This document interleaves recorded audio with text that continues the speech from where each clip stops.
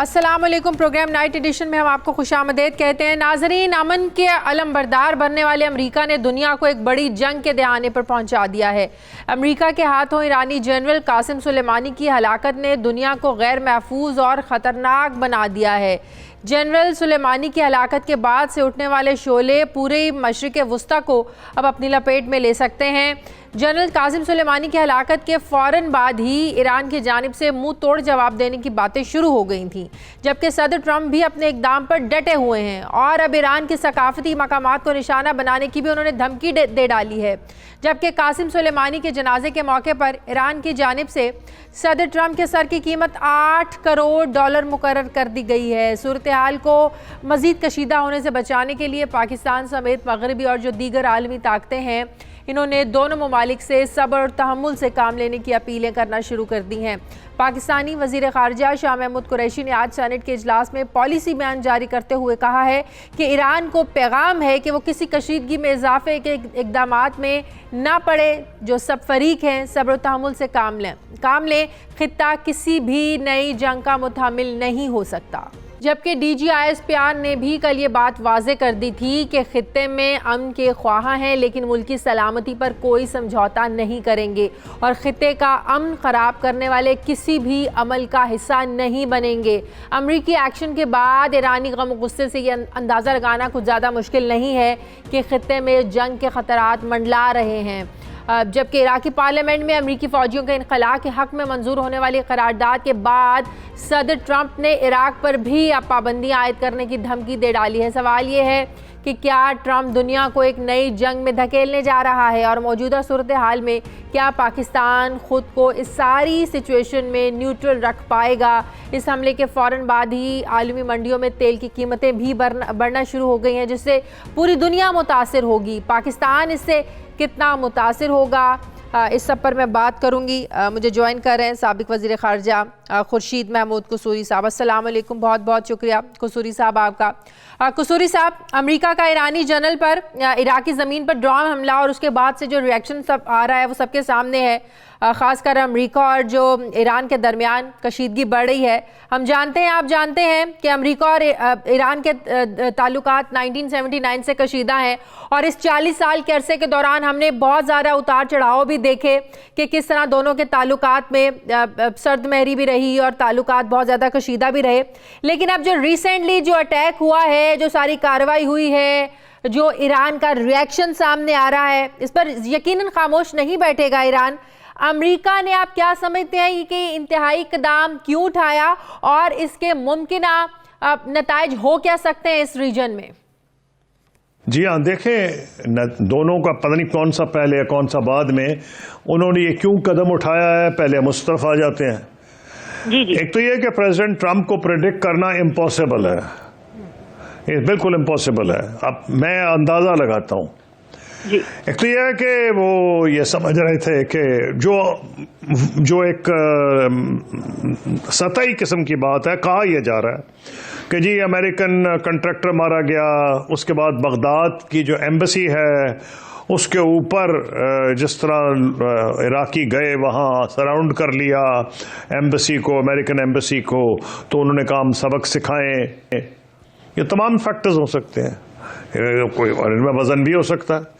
लेकिन मैं समझता हूँ एक और भी फैक्टर है जिसका कम जिक्र किया जा रहा है, वो यह है कि प्रेसिडेंट ट्रंप का जो अमेरिका का जो इलेक्शन है वो भी होने वाला है और वहाँ हो रही है ये अपना उनकी इम्पीचमेंट प्रोसीडिंग्स। ये ठीक है, वो नहीं इम्पीच होंगे, हमको अंदाज़ा है, क्योंकि रिपब्लिकन पार्टी उनके पीछे खड़ी है। लेकिन एक गंदी किस्म की पब्लिसिटी होगी, उनके नेगेटिव पब्लिसिटी होगी जिसका उन पे मनफी असर पड़ सकता है। मुझे याद आया कि ये कोई दो पैरेलल्स एग्जैक्ट नहीं होते दुनिया में। नरेंद्र मोदी साहब इलेक्शन से पहले हर शख्स ये प्रेडिक्ट कर रहा था वो इलेक्शन हार जाएंगे। मईशत का बुरा हाल था, डिमोनेटाइजेशन उन्होंने कर दी थी, फार्मर्स सुसाइड कर रहे थे और हर बंदा यानी कि ऑपोजिशन जो थी वो इतनी सर्टेन थी विक्ट्री का कि हिमाकत करने पे तुली हुई थी। सब कह रहे थे इकट्ठे हो जाओ, इकट्ठे फिर भी नहीं हुए। वो कहते इसको तो मार देंगे मोदी को, ये फारिग हो जाएगा। अच्छा, तमाम मैं एनालिसिस पढ़ता था, फिर मैंने 3 एनालिस्ट से खुद बात की। अगर ये सोच लिया जाए कि आने वाले जो नवंबर में इलेक्शन है, अमेरिकी सदारती इलेक्शन, इसकी वजह से अमेरिका ने एक दाम उठाया है, ट्रंप इससे कोई फ़ायदा हासिल करना चाहते हैं। लेकिन इसका दूसरा पहलू तो ये है कि इस अमल के बाद जो ट्रंप ने जो कार्रवाई की है, अब अमेरिका के अपने अंदर से इतना ज़्यादा रिएक्शन आ रहा है, रिपब्लिकन हो डेमोक्रेट हो, बहुत ज़्यादा तनकीद सामने आ रही है, अवाम बहुत ज़्यादा इस पर नाराज़गी का इजहार करें। तो ऐसे में ये इकदाम ट्रंप के फेवर में कैसे जा सकता है इलेक्शंस में? देखिए, मैं आपको कह रहा था, आपने जब सवाल पूछा मैं इसी को जिक्र एक्चुअली जवाब यही दे रहा था, और वो ये था कि जब इन्होंने ये किया तो इनको अपने ये बेस का सोच रहे थे, ये अमेरिकन पब्लिक ओपिनियन का नहीं सोच रहे थे, ये कभी नहीं सोचते। अभी भी 60% लोग इनके खिलाफ हैं और वो कहते हैं इनको इम्पीच हो जाना चाहिए।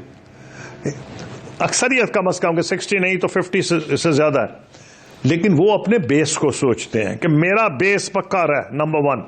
नंबर 2 ये है कि ऐन मुमकिन है कि जो आप कह रही हैं वो सही हो, कि अमेरिकन पब्लिक इतनी नाराज हो, वो डिपेंड करेगा। इसलिए मैं कहने लगा था जब आपने बीच में सवाल पूछा कि एक फर्क है हिंदुस्तान के इलेक्शन का और अमेरिका का। मोदी साहब ने पुलवामा वाली जो भी ड्रामा रचाया था वो इलेक्शन से कुछ दिन पहले रचाया था। ये भी 8-9 महीने पड़े हैं अमेरिकन इलेक्शन में, बहुत कुछ हो सकता है, वो सब कुछ हो सकता है जिसका आप इशारा कर रही हैं, लेकिन ट्रंप साहब मशहूर हो गए अनप्रेडिक्टेबल होने में। तो उनके फैक्टर्स, कई उनके जो सपोर्टर्स हैं वो तो एक्सट्रीम राइट विंग के हैं जो ईरान से नफरत करते हैं, हालांकि ट्रंप उनके मुकाबले में तो मॉडरेट है, जैसे वो जो लेकिन अब बात यह है कि इस वक्त ऐसी सिचुएशन में ईरान किसी बड़े एक्शन का, बड़ा रिएक्शन देने का, मसलन जंग का मुतामिल हो सकता है, क्योंकि पहले ही इक्तिसादी पाबंदियों की वजह से बहुत ज़्यादा वीक है, कमज़ोर है ईरानी मईशत। तो ऐसे में क्या वो वाकई इंतहाई इकदाम उठाएगा जंग तक जाने का? बड़े को पहले डिफाइन करना पड़ेगा, ईरान के मकासद को डिफाइन करना पड़ेगा, ईरान के मफादात को डिफाइन करना पड़ेगा। कोई जंग अजीम तो इसलिए नहीं हो सकती, कोई मेजर पावर नहीं है, अमेरिका के मुकाबले में ईरान तो नहीं लड़ेगा ना एक फुल फ्लेज्ड न्यूक्लियर को, जो भूल जाएं, ये जो है कन्वेंशनल वॉर, वो तो उनको सूट ही नहीं करती। वो तो वहां लड़ेंगे अमेरिका से, जो उनकी अपनी तैयार करदा पिच है, वो अमेरिका को वहां नुकसान पहुंचाएंगे जो इस खित्ते में जहां जहां उनका इन्फ्लुएंस है, जहां जहां उनकी प्रॉक्सीज हैं। यमन हो सकता है, इराक तो बहरहाल है, शाम है, और तो और ये बहरीन भी हो सकता है जहां के सुन्नी हुक्मरानी है लेकिन बहुत से शिया मौजूद हैं, और वो सरप्राइज भी कर सकते हैं, जैसे अफगानिस्तान है, क्योंकि वहां भी एक अच्छी खासी तादाद में शिया मसलक से लोग मुंसलिक हैं। तो ईरान का इन्फ्लुएंस खित्ते में सिर्फ को बेवकूफ़ होगा जो अंडर एस्टिमेट करेगा, तो वो करेंगे। लेकिन उसमें ख़तरा क्या है कि वो अगर अमेरिकनों को या बैनुल-अक़वामी बरादरी को डिस्प्रोपोर्शनेट लगा, तो अमेरिकन ईरानियंस इतने सोफिस्टिकेटेड है मेरे ख्याल में। लेकिन ईरान का ये इकदाम उठाना कि अगर ईरान यूरेनियम अफजूदगी को बढ़ाता है, ये अमेरिका के लिए कितना नाकाबिले कबूल होगा? क्योंकि आज मेरी कुछ एक्सपर्ट से बात हो रही थी, वो कहते हैं ईरान अगर बहुत ज़्यादा भी इंतहाई कदम उठाना चाहे तो वो ये हो सकता है कि अपने यूरेनियम अफजूदगी में 20 से 25% तक इजाफा कर सकता है। ज़ाहिर है जिससे इसकी एटमी पावर बनने की जो ताकत बनने के जो एक प्रोसेस है वो तेज हो जाएगा। ये अमेरिका से बर्दाश्त नहीं होगा। सबसे बड़ा तो अमेरिका के खिलाफ यूरोपियंस का अपना रिएक्शन आएगा जी। P5+ जर्मनी का आएगा, जहां से उन्होंने एक बड़ी मेहनत से डील की, जैसे JCPO कहा जाता है, ईरान न्यूक्लियर डील, जिसपे इतनी मेहनत हुई प्रेसिडेंट ओबामा के दौर में, जिससे प्रेसिडेंट ट्रंप ने आके उससे वॉकआउट कर गए। तो ये जो है बिल्कुल ईरान करेगा, और ईरान ने जब ये शुरू किया तो प्रेसिडेंट ट्रंप के पास बहुत एक मुश्किल सिचुएशन का सामना करना पड़ेगा, क्योंकि दुनिया ब्लेम करेगी प्रेसिडेंट ट्रंप को, आपकी वजह से ये हो रहा है, लेकिन ईरान को भी रोकने की कोशिश करेगी। तो आपने निशानदही सच की है, सही की है, लेकिन ऐसी चीजों का प्रेडिक्शन करना इम्पॉसिबल है। शायद ट्रंप साहब ये चाहते हो कि वो 25-30% अफजूदगी यूरेनियम की पे पहुंच जाएं और वो दुनिया को बता दें कि जनाब ये है तो 6 महीने में 3 महीने में न्यूक्लियर बॉम्ब बना लेंगे इनको अगर हमने ना रोका। तो वो यूरोपियन एलाइज भी ये सोचते हुए कि अगर पाकिस्तान के रोल की बात करें तो आप देखें कि ईरान अमेरिका के इस तसादुम की सूरत में इजराइल हो, सऊदी अरब हो, यूएई हो, ये खामोश नहीं बैठेंगे। ईरान के खिलाफ इत्तेहादी हैं ये अमेरिका के। तो इसी तरह पाकिस्तान है, टर्की है, अफगानिस्तान है, ईरान के नेबरहुड कंट्रीज हैं। तो ऐसे में पाकिस्तान का न्यूट्रल रहना कितना मुश्किल हो जाएगा। एक तो न्यूट्रल रहने की डेफिनेशन समझ में नहीं आती है क्योंकि पाकिस्तान तो ज़ाहिर बीच में फंसा हुआ है। उधर से सऊदी अरब के साथ ताल्लुकात देखें, मुत्तहिदा अरब अमारात के साथ ताल्लुकात देखें, उनके साथ हमारे ताल्लुकात अच्छे हैं। इधर से आप ये अफगानिस्तान देखें, टर्की देखें, ईरान देखें। तो पाकिस्तान अपनी न्यूट्रल रहने की जो हैसियत है ये कैसे हम डिफाइन करेंगे कि हम न्यूट्रल हैं? पहली बात तो यह है हम बेवकूफ़ाना तौर पर वर्ड्स इस्तेमाल करते हैं। कोई ज़रूरत नहीं आपको, आप न्यूट्रल रहेंगे नहीं रहेंगे आपका हक है। आपने यमन के ऊपर सही फैसला किया, फौजें नहीं भेजी, नहीं भेजनी चाहिए थी, लेकिन आपने जो बेवकूफ़ी की, कोठे पे चढ़ चढ़ के हर सियासी जमात ने नारे मारे, नतीजे में नरेंद्र मोदी को यूएई ने 50,000 का जलसा दे दिया दुबई में। हर काम करने का कुछ सही तरीका भी तो होता है ना। डिप्लोमेसी में there is no scope for a bull in a china shop, we have to be careful. तो हमारी मॉड्यूलेटेड पॉलिसी होनी चाहिए, अल्फाज कम होने चाहिए, मुंह पे टेप लगनी चाहिए, सिवाय prime minister, foreign minister, foreign office के इस मामले में किसी को बोलना ही नहीं चाहिए। और ये भी जब बोलेंगे हम सर्टन कि अब जो हमसे हो गया है, जो भी होना था कुआलालंपुर में, उससे कोई सबक सीखा होगा, तो पोजीशन पेपर्स तैयार होने चाहिए, फॉरेन ऑफिस से ब्रीफिंग लेनी चाहिए। अल्टीमेटली डिसीजन पॉलिटिशियंस करेंगे, पॉलिटिकल फैसला अल्टीमेटली होता है, लेकिन पॉलिटिकल फैसला तभी अच्छा होता है अगर तमाम। बहुत शुक्रिया साबिक वज़ीर ख़ारजा खुर्शीद महमूद कुसूरी साहब मेरे साथ। नाज़रीन मुझे प्रोग्राम में एक ब्रेक लेनी है, ब्रेक के बाद वापस आएंगे। सीनियर सहाफ़ी तज़किया सलीम साफ़ी साहब मुझे ज्वाइन करेंगे। वापस आते हैं एक वक्फे के बाद।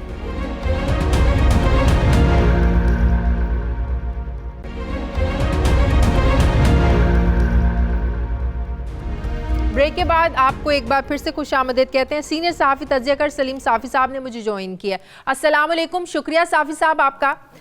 साफ़ी साहब इस पर तो हम बाद में आते हैं जी कि अमेरिका ईरान के दरमियान जो कशीदगी है इसका इस रीजन पर क्या असर पड़ेगा। लेकिन सबसे पहले जो मैं सवाल वो आपसे पूछना चाहती हूँ वो ये है कि हमारे प्राइम मिनिस्टर साहब इमरान खान साहब जो हमेशा ड्रोन हमलों की मुखालिफत करते थे, ऑपोजिशन में रहते हुए बड़ा ललकारते थे और डॉलर के पुजारी कहते थे हुकूमतों को, और आज जब से ये वाक़या हुआ है अमरीकी ड्रोन हमले में ईरानी जनरल को जो मारा गया है, इस पर आपको खान साहब की, प्राइम मिनिस्टर साहब की खामोशी कोई मसलहत लगती है, कोई वजह समझ में आती है? जो कहते थे कि हम इक़्तिदार में आएंगे तो अमरीकी ड्रोन तैयारों को मार गिराएंगे, कोई एक मजम्मती बयान अल्फाज प्राइम मिनिस्टर साहब के मुँह से नहीं निकले? नहीं, खैर एक तो दोनों में फ़र्क भी है। वो ड्रोन हमले पाकिस्तान में हो रहे थे और ये ड्रोन हमला इराक़ में हुआ है, जिधर अमरीकी पहले से मौजूद है। उसका बुनियादी तौर पर इंतज़ाम और कंट्रोल अमरीका के कब्ज़े में है। दूसरा, जो पाकिस्तान के अंदर ड्रोन हमले होते थे तो उसमें पाकिस्तानी सरज़मीन पे होते थे और पाकिस्तानी निशाना बनते थे, और जो इराक़ी सरज़मीन पे हुआ है उसमें एक ईरानी जनरल निशाना बने हैं। तो दोनों का तो कोई मुवाजना नहीं किया जा सकता। फिर उसमें एक बड़ी बात ये भी थी कि पाकिस्तान में जो हो रहे थे वो पाकिस्तानी हुक्मरानों के एक अप्रूवल से हो रहे थे, और बाद में तो परवेज़ मुशर्रफ ने साबित भी कर, वो तो वाज़े भी हो गई कि परवेज़ मुशर्रफ साहब ने इजाज़त दी थी और बाकायदा शमसी एयरबेस से वो उड़ते थे। लेकिन पाकिस्तानी हुक्मरान उस वक़्त एक दोगलेपन से काम ले रहे थे और वो कौम को ये बता रहे थे कि जैसे ये हमारी मर्ज़ी के ख़िलाफ़ हो रहे हैं और हमारी सॉवरेनिटी को वायलेट कर रहे हैं। जो इमरान खान साहब के मौक़िफ़ में तब्दीली की बात है तो उसकी एक बुनियादी वजह तो ये है, पाकिस्तान की ख़ारजा पॉलिसी में इसलिए अमूमन हमें मार पड़ जाती है कि सफारतकारी है ग्रे एरियाज़ का मामला, इसमें कोई चीज़ ब्लैक एंड वाइट नहीं होती। लेकिन पाकिस्तान में कंट्रोल उन लोगों के हाथ में होता है जो ब्लैक एंड वाइट में सोचते हैं, और इमरान खान साहब भी चूँकि उन लोगों के ज़ेर तरबियत भी रहे हैं और ज़ेर असर भी रहे हैं, वो माजी में एक एक्सट्रीम पे ब्लैक एंड वाइट अंदाज में एक्सट्रीम स्टैंड लेते रहे, और अब जब वो हुक्मरान बने हैं तो उनकी आंखें खुल गई हैं। तो तो वो एक दूसरे एक्सट्रीम पे उसी ब्लैक एंड वाइट अंदाज में वो स्टैंड ले रहे हैं। मसलन पहले वो ये कह रहे थे कि जी अमेरिका से तो कोई बात नहीं होनी चाहिए और ममोले को शाहीन से लड़ा देना चाहिए। फिर जब अब यहाँ पे आ गए तो ट्रंप साहब ने एक मुलाकात की दावत क्या दी कि वो इतने दूसरे एक्सट्रीम पे गए कि वो चीन के भी कंसर्न पैदा हो गए, बाकी दोस्त भी हमारे शाकी हो गए। इसी तरह सऊदी अरब के मामले में कभी एक्सट्रीम पे चले जाते हैं, ईरान चले जाते हैं तो ईरान से वापस आते हुए ईरान में बैठ के ये बयान दे देते हैं कि जी पाकिस्तानी सरजमीन उनके ख़िलाफ़ इस्तेमाल हो रही है। तो मेरे ख्याल में बुनियादी एक वजह ये है कि इमरान खान साहब हुक्मरान बनने के बाद भी अभी तक सिफारती लैंग्वेज को भी नहीं समझते और सिफारती रमूज़ को भी नहीं समझते, और ये भी इदराक अभी तक उनको नहीं है कि ये ब्लैक एंड वाइट का मामला नहीं होता। सियासत और सफारत में सारे मामला ग्रे एरियाज में होते हैं। अच्छा साफी साहब, आप जरा आ जाते हैं कि सारी सूरत हाल में पाकिस्तान से महफूज रह सकता है। 2016 में जब हमारी पार्लियामेंट ने फैसला किया था कि यमन के खिलाफ जंग में हम सऊदी इत्तेहाद का हिस्सा नहीं बनेंगे, तो आपको भी याद है कि मुत्तहदा अरब अमारात के साथ हमारे ताल्लुकात भी ख़राब हो गए थे। अब जिस तरीके से ठीक हो रहे हैं, जिस वजह से हो रहे हैं, सब जानते हैं। तो अब इस सारी सिचुएशन में पाकिस्तान न्यूट्रल कैसे रह सकता है? एक तरफ हमारा ईरान भी हमारा हमसाया मुल्क है और दूसरी तरफ आप देखें कि सऊदी अरब हो वो अमेरिका का इत्तेहादी है, इसराइल को आप देख लें, उनके मामलात उनके साथ, सऊदी अरब के साथ बड़े अच्छे ताल्लुकात। तो हम एक तरफ ईरान है, दूसरी तरफ सऊदी अरब है जो ईरान के खिलाफ अमेरिका का इत्तेहादी है। हमें कैसे डिफाइन करना है कि हम न्यूट्रल हैं? देखिए शाजिया, ये इतना मुश्किल काम नहीं है जितना कि हमारे सामने पेश किया जा रहा है न्यूट्रल रहना। देखें, ओमान एक बहुत छोटा सा मुल्क है पाकिस्तान की बनिस्बत। आप आबादी देखें, आप पाकिस्तान एक एटमी क़ुव्वत है। ओमान एक तरफ अरब मुल्क है जो कि सऊदी बॉर्डर पे है, और दूसरी तरफ आप देखें तो ईरान के साथ उसका समंदरी बॉर्डर लगा हुआ है। लेकिन इस पूरे कॉन्फ्लिक्ट में ओमान ने आज तक ना तो सऊदी अरब को नाराज़ किया है और ना तो ईरान को नाराज़ किया है, और दोनों के साथ उनके बड़े खुशगवार ताल्लुकात भी रहे हैं। अच्छा, ओमान के अंदर अगर आप जाएं तो उधर ये फ़िक़ही तफरीक भी बहुत ज़्यादा है। उधर बाकी अरब ममालिक की तरह किसी एक फ़िक़ा के लोग नहीं है। वहाँ आबाजी हैं, वहाँ शिया हैं, वहाँ सुन्नी है। तो अगर ओमान जैसा मुल्क अपने आप को कि यूएई से भी उसका बॉर्डर लगा हुआ है और सऊदी अरब से भी लगा हुआ है और ईरान से, यानी तीनों के दरमियान में गिरा हुआ है, वो अगर अपने आप को बचा के रख सकते हैं तो हम क्यों नहीं रख सकते? हमारा एक मसला खुसूसन इस दौर में हमें ये नज़र आ रहा है कि हम अपने दुनिया के साथ डील करते हुए आप अपनी कमज़ोरियों को सामने नहीं रखते। आप अपनी कमज़ोरियों को छुपाते हैं और अपनी स्ट्रेंथ को सामने लाते हैं और उसकी बुनियाद पे उनसे डील करते हैं। हमारी बदकिस्मती ये है कि पाकिस्तान के अंदर तो हम अपनी स्ट्रेंथ्स का जिक्र करते हैं, लेकिन दुनिया से डील करते वक्त फिर उनके एहसानात को तो याद रखते हैं, उनके स्ट्रेंथ्स को तो याद रखते हैं। मसलन हम सऊदी अरब, क्या सऊदी अरब ठीक है, हमारे लिए बड़ा इंपॉर्टेंट मुल्क है, हमारा बहुत अहम दोस्त है, हमारे बड़े करीबी ताल्लुकात रहे हैं, लेकिन क्या हम सऊदी अरब के ग़ुलाम हैं? सऊदी अरब पे मसलन सऊदी अरब अपनी सिक्योरिटी के लिए इस वक्त पाकिस्तान की सिक्योरिटी में कोई दूसरा मुल्क कंट्रीब्यूट नहीं कर रहा है। सऊदी अरब अपनी सिक्योरिटी के लिए एक अमेरिका का मोहताज है, दूसरा पाकिस्तान का मोहताज है। लेकिन इस वक्त भी हमारे जब का सामना हुआ है, सऊदी अरब ने हमारा साथ दिया है। जी, जब हमें माशी बहरान का सामना हुआ है, सऊदी अरब ने हमारा साथ दिया है, और जब उसे दिफाई बहरान का सामना हुआ है तो हमने उसका साथ दिया है। हम अमेरिका के, पाकिस्तान आज अगर माशी लिहाज से कमज़ोर है तो आज से 20, 30, 40 साल पहले तो इससे भी ज़्यादा कमज़ोर था। हम अमेरिका के इत्तेहादी रहे, यहाँ पे अमेरिकी अड्डे रहे। हमने सोवियत यूनियन के ख़िलाफ़, अमेरिका ने सारी जंग हमारी सरजमीन से लड़ी है। सही। लेकिन हमने ये इंश्योर कराया उस कमज़ोर पाकिस्तान ने कि कभी चीन के मामले में पाकिस्तान ना तो फरीक बना और ना तो अपनी सरजमीन को कभी चीन के खिलाफ इस्तेमाल होने दिया, ना कभी ईरान के खिलाफ इस्तेमाल होने दिया। तो क्या उस पर अमेरिका हमारा दुश्मन बन गया कि नहीं, आप जो है अगर सोवियत यूनियन में हमारे साथ ताउन कर रहे हैं तो आप ईरान के खिलाफ भी हमारे साथ करें और वहां पे करें। इसलिए इसको इतना बड़ा अपने लिए इस पे हमें आवाज़ नहीं हो कि हमें खामखा साइड लेनी होगी, और हमने साइड नहीं लिया तो फिर वो हमारा दुश्मन बन जाएगा। ठीक है, बहुत बहुत शुक्रिया। सीनियर सहाफ़ी तज़किया कर सलीम साफ़ी साहब मेरे साथ थे। मुझे प्रोग्राम में एक ब्रेक लेनी है, वापस आते हैं वक्फे के बाद।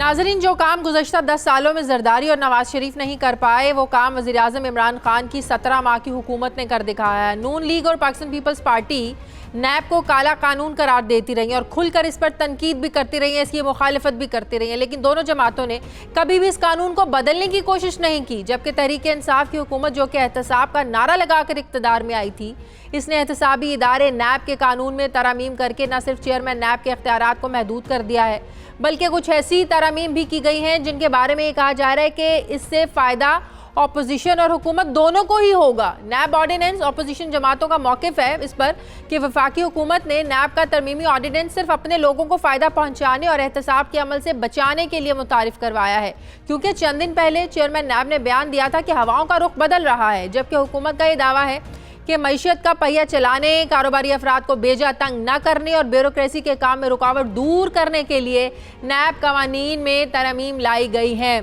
ऑर्डिनेंस के जरिए कानून साजी पर होने वाली तनकीद के बाद हुकूमत ने यह फैसला किया है कि नैब कानून में तरमीम का मुसवदा कौमी असम्बली के इजलास में पेश किया जाएगा और इस पर अपोजिशन जमातों को भी ऑन बोर्ड लिया जाएगा।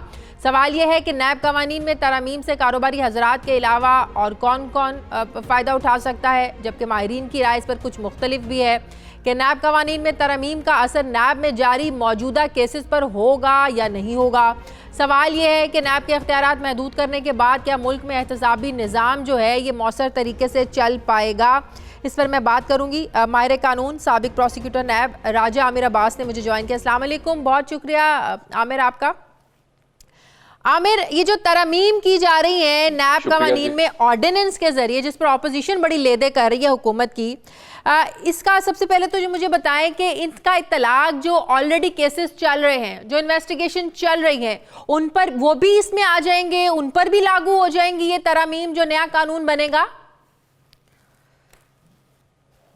जी शाजिया, बिल्कुल। ये जो नया कानून आया है ऑर्डिनेंस की सूरत में, इसको जब जिस दिन से ये नाफिजुल अमल हुआ है तब से उसमें ये मौजूद है एक शेक कि तमाम वो पेंडिंग केसेस, इंक्वायरीज, हत्ता के इवन जो ट्रायल्स चल रहे हैं, ट्रायल्स अपनी जो उनसी हैं रिस्पेक्टिव अदालतें हैं या जो रेगुलेटरी बॉडीज हैं उधर चले जाएंगे, कस्टम्स के हैं तो कस्टम के स्पेशल कोर्ट में चले जाएंगे, टैक्सेशन के मैटर्स हैं तो एफबीआर या बैंकिंग कोर्ट्स की जो अदालतें हैं उधर चले जाएंगे, और जो इन्वेस्टिगेशन और इंक्वायरीज हो रही हैं तो वो भी जो रेगुलेटर्स हैं, अगर एससीसीपी का मामला है तो उधर चला जाएगा, एफबीआर का टैक्स का मामला है तो उधर चला जाएगा, और इस किस्म की चीजें ये तमाम मौजूदा और जो आने वाले केसेस हैं उन पे नाफिजुल अमल होगा।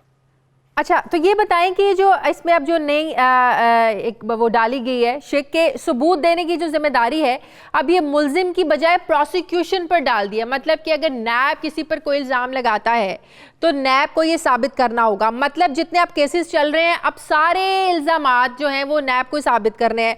मतलब कि अब एवन फील्ड जब चल रहा था, अल अज़ीज़िया चल रहा था, तो मीडिया में ये बहस होती थी भाई बारे सबूत जो है वो उनको देना है, शरीफ खानदान पर है, अगर उन पर इल्ज़ाम लगे तो वो बता दें कि ये अगर एक पेन खरीदा है तो कहाँ से खरीदा है। तो इसका मतलब ये है कि अगर आमदनी से ज़ायद असासों का इल्ज़ाम हो और इल्ज़ाम तो वो अब नैब को ही साबित करने हैं। देखिए, इसकी थोड़ी सी हम डेप्थ में अगर देखें तो शाजिया, बारे सबूत या अकाउंटेबिलिटी करना ये असल में हुकूमत का काम है।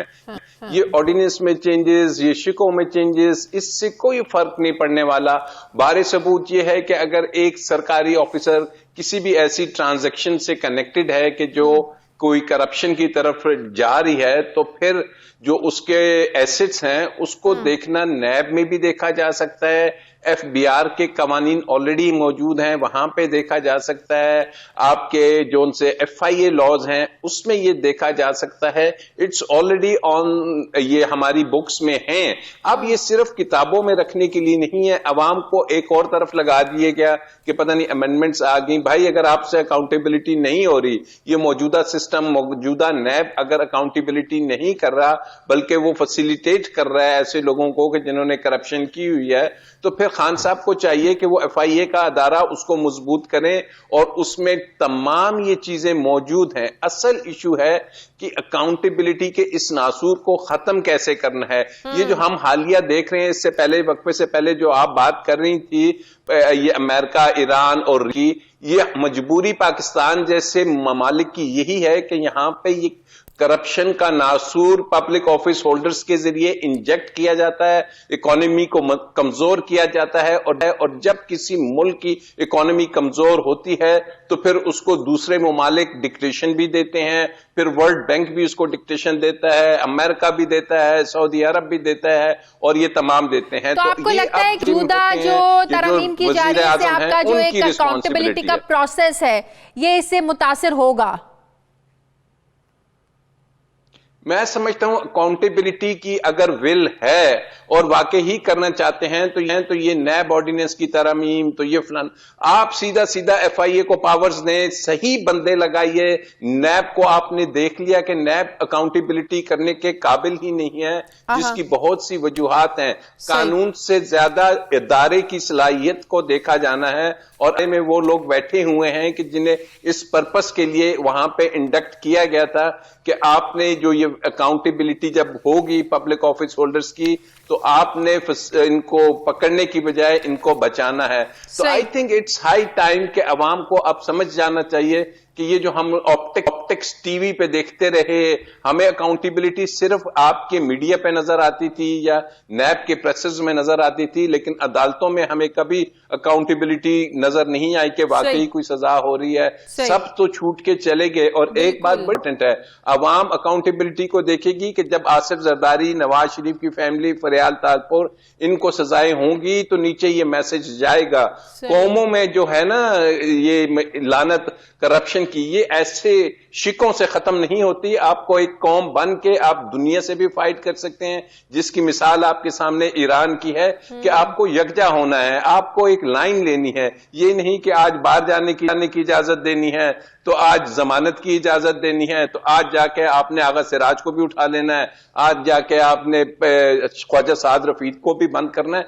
इस अंदाज में कभी भी इस मुल्क से करप्शन खत्म नहीं हो पाएगी। ये जो शिके आ रही हैं इससे कुछ फर्क नहीं पड़ेगा। बहुत बहुत शुक्रिया राजा आमिर अब्बास, माहिर कानून, साबिक प्रोसिक्यूटर नैब, मेरे साथ है। मुझे प्रोग्राम में एक ब्रेक लेनी है। नाज़रीन वापस आते हैं छोटे से वक्फे के बाद।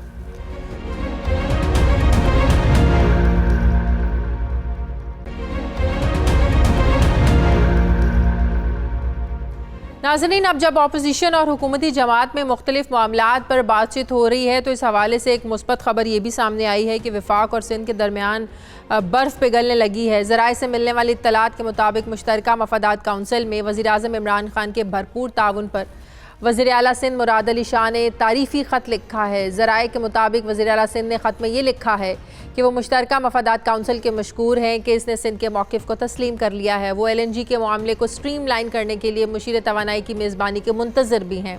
ख़त में वज़ीर आला सिंध ने लिखा है कि सूबों के दरमियान पानी की तकसीम पर तनाज़ा पुराना एक मामला और इस पर अटॉर्नी जनरल की CCI में पेश की गई रिपोर्ट सिंध के मौक़िफ़ की तौसीक है, जबकि पानी के तकसीम के मामले पर पंजाब के एतराज़ात के बाद अटॉर्नी जनरल की सरबराही में कमेटी कायम करने का फ़ैसला किया गया है। उम्मीद है कि जल्द इस कमेटी का नोटिफिकेशन जारी किया जाएगा। इससे पहले 1 साल के तवील अरसे के बाद मुश्तरका मफादात काउंसिल का इजलास 23 दिसंबर को मुनक़िद हुआ था, जिसमें वज़ीर आला सिंध के साथ सियासी कशीदगी और मुखालफत के बावजूद वज़ीर आज़म इमरान खान ने वज़ीर आला सिंध मुराद अली शाह के 5 अहम तरीन मुतालिबात तस्लीम किए थे, जिसमें वज़ीर आला सिंध के मुतालिबे पर वज़ीर आज़म ने प्रोविंशन कंसोलिडेटेड फ़ंड से 19 अरब रुपए की कटौती ख़त्म करने, चश्मा झेलम लिंक कैनाल पर 25 मेगावाट पन बिजली मंसूबे पर काम रोकने, सूबों की नामजदगी पर वापडा मेंबरान की तैनाती, फिर सूबे में पानी की तकसीम और दरामदी गैस तनाज़ा हल करने पर इत्तफाक कर लिया गया है। बड़ी अच्छी बात है, मुख्तलिफ मामलात पर हम आहंगी हो गई है सिंध में और वफाक के बीच में। मुख्तलिफ मामलात पर मैं बात करूँगी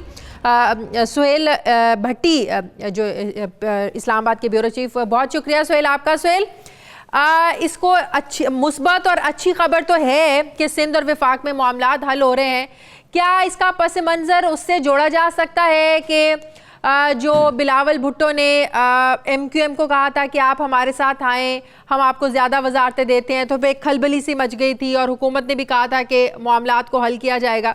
ये वो खौफ है या वाकई अब वफाक चाहता है कि सिंध के साथ मामलात हल होने चाहिए? शाजी, देखिए वो खौफ बिल्कुल नहीं है, और वो खौफ शायद आने वाले दिनों में भी बिलावल भुट्टो अवाम के सामने शायद रियलाइज़ करवाएं। मामला ये है कि प्राइम मिनिस्टर इमरान खान ने गुज़श्ता 14 माह के दौरान बिलखसूस उन्होंने पाकिस्तान पीपल्स पार्टी को आड़े हाथों लिए रखा, और जिसका जवाब बिलावल भुट्टो ने भी खूब अंदाज में दिया। यहाँ तक कि बिलावल भुट्टो ने MQM को एक बड़े खुलेआम दावत भी दे दी। ये अपेरेंटली है कि पब्लिक के अंदर एक भरपूर जो एक मुखालफाना एक तर्ज सियासत है वो बरकरार रखना है। लेकिन हम देखते हैं कि कुछ डेवलपमेंट ज़रूर हुई हैं दिसंबर के मिड में, जिसके बाद जो वफाकी और सूबाई हुकूमत बिलखसूस पाकिस्तान पीपल्स पार्टी की सिंध में हुकूमत है और मरकज़ में पाकिस्तान तहरीक इंसाफ की हुकूमत के मबैन मामलात वर्किंग रिलेशनशिप काफ़ी बेहतर हो रही है। बिलखसूस जब सदारती आर्डीनेंस के ज़रिए से नैब के कानून में तरमीम की गई, उसके बाद से मामलात काफ़ी बेहतर होते दिखाई दे रहे हैं। 1 साल के बाद मुश्तरका मफादात कौंसल का ये इजलास दिसंबर को मुनक्किद हुआ। अमूमी तौर के ऊपर पाकिस्तान पीपल्स पार्टी के बहुत से एतराज़ात होते हैं जिनकी पंजाब मुखालफत करता है, और वज़ीर आला सिंध के ये जो मुतालबात होते हैं वो मुश्तरका मफादात कौंसल के अंदर पूरे नहीं हो पाते, डेफर हो जाते हैं आइंदा इजलासों तक। आपके कहने का मतलब है नैब कानून में तरमीम का नतीजा है ये, पार्टी के मुतालबात पीपल्स पार्टी खुश हो रही है।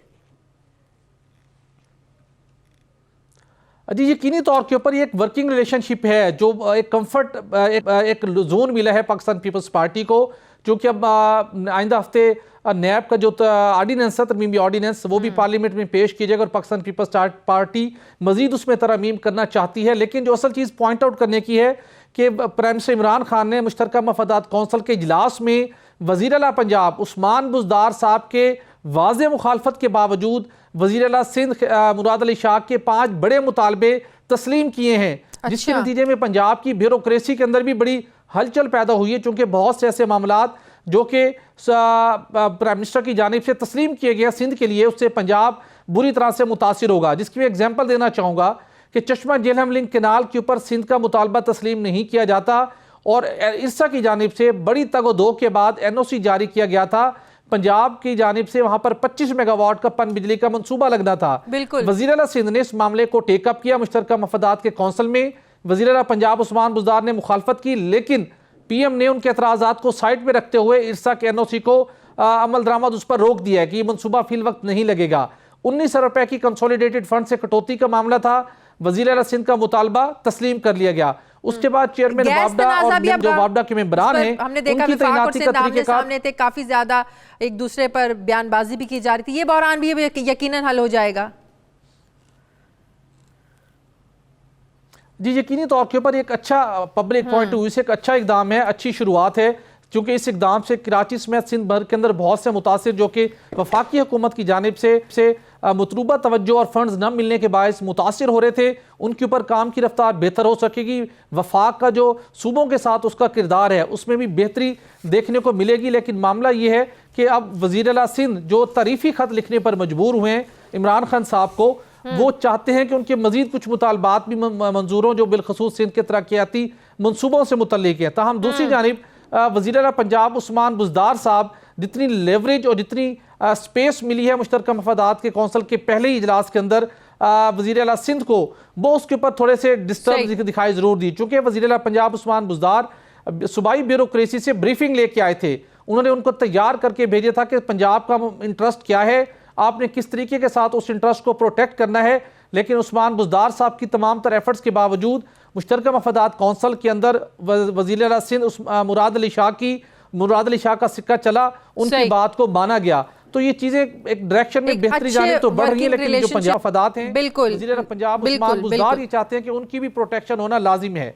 बहुत बहुत शुक्रिया सुहेल भट्टी हमारे साथ हैं। नाज़रीन, साबिक सदर आसिफ अली जरदारी के करीबी दोस्त और साबिक DG Sindh building control authority Manzoor Qadir काका के खिलाफ नैब में मजीद तहकीकात शुरू कर दी हैं। ज़राए से मिलने वाली इत्तलात के मुताबिक मंजूर कादर काका के दौर में सिंध बिल्डिंग कंट्रोल अथॉरिटी में 55 अरब रुपए की करप्शन की तहकीकात भी चल रही हैं। साबिक DG Sindh building control authority Manzoor Qadir काका के दौर में सैकड़ों गैर कानूनी भर्तियां करने वाले अफसरान के खिलाफ भी नैब का घेरा तंग हो गया है। कौमी एहतसाब ब्यूरो कराची ने सिंध बिल्डिंग कंट्रोल अथॉरिटी के 26 से ज़ायद सीनियर अफसरान को तलब किया है और नैब कराची के तफ्तीशी अफसर ने director general Sindh building control authority को इस सिलसिले में एक खत भी लिखा है। तमाम के तमाम अफसरान जो हैं वो सिंध बिल्डिंग कंट्रोल अथॉरिटी में सीनियर अफसरान हैं जिन पर गैर कानूनी भर्तियों का भी इल्ज़ाम है। मुतल्लिका तमाम अफसरान 2009 में होने वाली भर्तियों की सिलेक्शन कमेटीज़ का भी हिस्सा थे। इन पर गैर कानूनी तरीके से होने वाली भर्तियों की मंजूरी देने का भी इल्ज़ाम है। सिंध बिल्डिंग कंट्रोल अथॉरिटी में 400 से ज़ायद भर्तियाँ की गई जो तमाम के तमाम भर्ती होने वाले अक्सर उम्मीदवार बाअसर शख्सियात के करीबी रिश्तेदार हैं। बाअसर शख्सियात के करीबी रिश्तेदारों को ग्रेड 16 और 17 में बराह रास्त भर्ती किया गया, जो भर्ती का इख्तियार सिंध पब्लिक सर्विस कमीशन का है। मंजूर कादर काका ने सिंध पब्लिक सर्विस कमीशन को बाईपास करके सैकड़ों की तादाद में गैर कानूनी भर्तियां सिलेक्शन कमेटीज़ के जरिए करवाईं। इस पर मैं बात करूंगी वहीद राजपर से। वहीद राजपर, मंजूर कादर काका के खिलाफ तो ऑलरेडी नैब में इन्वेस्टिगेशंस भी चल रही हैं।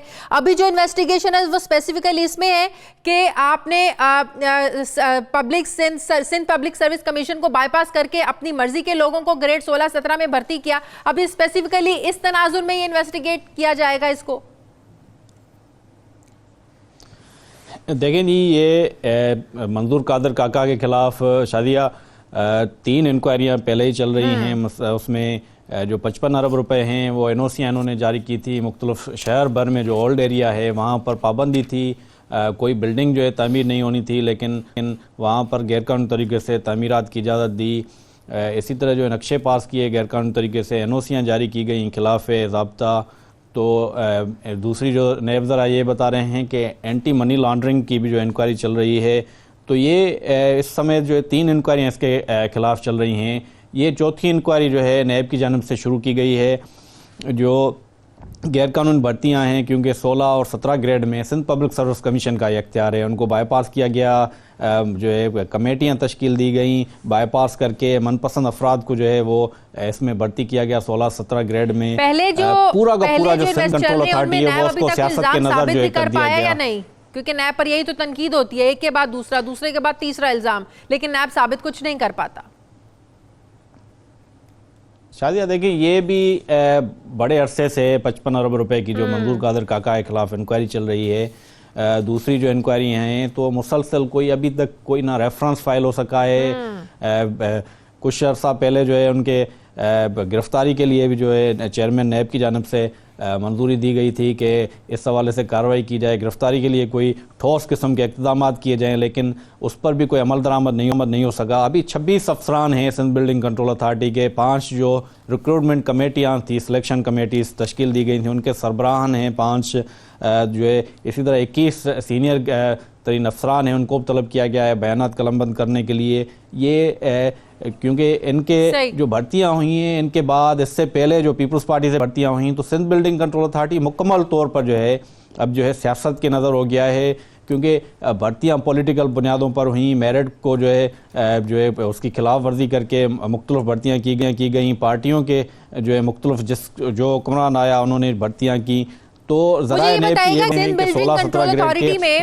बदउनवानी के खात्मे के लिए मैं याद है एक शिकायती सेल भी बनाया गया था, वो शिकायती सेल काम कर रहा है, उसके कुछ नताइज निकले हैं पॉजिटिव? देखें शायद शिकायतें तो मुसलसल आती हैं, लेकिन शिकायतें भी तब होंगी ना कोई उनका जो शिकायत करने वाला है उसको रिलीफ कोई मिले, जो उसकी शिकायत सही तरीके से सुनी जाए, कार्रवाई हो। तो इसी पर ही, क्योंकि देखिए ना नैब के पास हज़ारों की तादाद में शिकायतें जो आई हैं, 15,000 से ज़ायद, तो वहाँ पर कुछ ना कुछ जो है नैब में कार्रवाई होती है, रिलीफ मिलता है, जो मुतासरीन हैं उनको रिलीफ मिलता है। लेकिन सिंध बिल्डिंग कंट्रोल अथॉरिटी देखें, जो खुद करप्शन में इन्वॉल्व हैं, एहतसाब वो करेंगे, कंप्लेन भी वो सुनेंगे, तो उस पर पब्लिक शिकायत कैसे उनके पास आएंगी? तो वो अभी इस वक्त जो है सही तरीके जो है रिकॉर्ड नहीं है, लेकिन फ़ाल नहीं है। बहुत शुक्रिया वहीद वाजपेयी मेरे साथ है। मुझे नाज़रीन प्रोग्राम का वक्त खत्म हो गया, मुझे इजाज़त दीजिए, आपसे मुलाकात होगी कल। अपना ख्याल रखिएगा, फीडबैक ज़रूर दीजिएगा। अल्लाह हाफिज़।